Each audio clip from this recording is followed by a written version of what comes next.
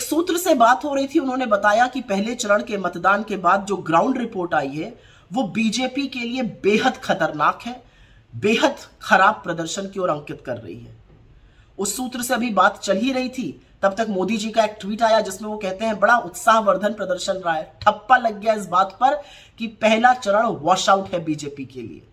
अब सुनने में आ रहा है कि नरेंद्र मोदी जी की, अमित शाह जी की और नड्डा जी की कोई देर रात मीटिंग होने वाली है, कोई नई रणनीति पर चर्चा होगी। कई बार जो हमारे आसपास होता है उसको हम ध्यान नहीं दे पाते हैं, लेकिन वो बदलते वक्त की दस्तक होती है। एक्सेस माई इंडिया के प्रदीप गुप्ता का उस ट्वीट को डिलीट करना जिसमें साफ तौर पे ये लिखा था कि 13 राज्यों में बीजेपी अपना जनाधार खो रही है, या बीजेपी के सांसदों का खुलेआम ये कहना कि मेहनत करो, कोई मोदी की वेव नहीं है, उस बात की पुष्टि करता है जो हम लगातार कह रहे हैं।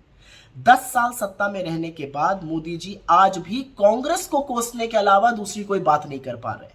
कोई ऐसी बड़ी उपलब्धि नहीं है जो गिनाए, कोई ऐसा काम नहीं किया जिस पर चर्चा करें, ना आगे की कोई रणनीति है। असल में तो इंटरव्यू से लेकर चुनावी रैली तक वो बेहद ऊर्जा विहीन, थके हुए और उबे हुए लग रहे हैं। कभी कभी तो उनको देखकर ऐसा लगता है कि उम्र का तकाजा हो, ऐसा लगता है कि जैसे किसी बूढ़े आदमी को जबरदस्ती ठेला जा रहा हो। ना रैलियों में तालियां बज रही हैं, ना इंटरव्यू से कोई बड़ी सुर्खी, बड़ी हेडलाइन निकल रही है जो नैरेटिव सेट कर पाए, वही घिसी पिटी बातें। और दूसरी तरफ राहुल गांधी, नाक में दम कर रखा है इन्होंने, कभी गाड़ी में, कभी सड़क से, जनता से सीधा संवाद कर रहे हैं। युवाओं को तो 100% यकीन हो चला है कि अगर कोई व्यक्ति इनके लिए कुछ करेगा तो वो सिर्फ राहुल गांधी है, बाकी किसी के बस की बात नहीं है ये। कांग्रेस के बेरोजगारी, महंगाई और गरीबी खत्म करने के प्लान पर लोगों का विश्वास हो चला है। लोग ये भी समझ लग गए हैं कि संविधान के साथ खिलवाड़ करने के कितने भयावह परिणाम होंगे और उनकी जिंदगी पर इसका क्या असर पड़ेगा।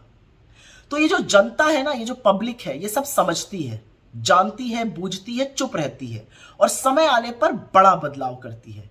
उस बड़े बदलाव की आहट पहले मतदान के चरण में जोर जोर से गूंज रही है। बीजेपी साउथ में साफ है, नॉर्थ में हाफ है और यही भारतीय जनता पार्टी का ग्राफ है।